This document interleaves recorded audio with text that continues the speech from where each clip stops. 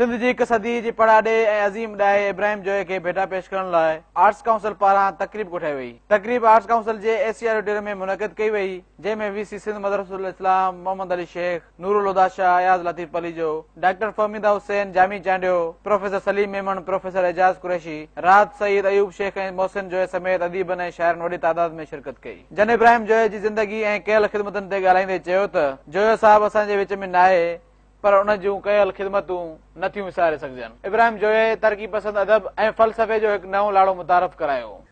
जंग जे दौर में पैदा थींदड़ शख़्स सॼी ज़िंदगी पाण बि जंग कंदो रहियो।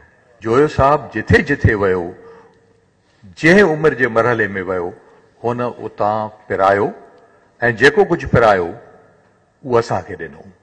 ही हिकिड़ो शख़्स आहे जेको ईअं निर्वार थी बीठो आहे ऐं सिंधी ॿोलीअ ते जेको हिन लिखियो, ॿियनि नालनि सां लिखियईं, पंहिंजनि नालनि सां लिखियईं।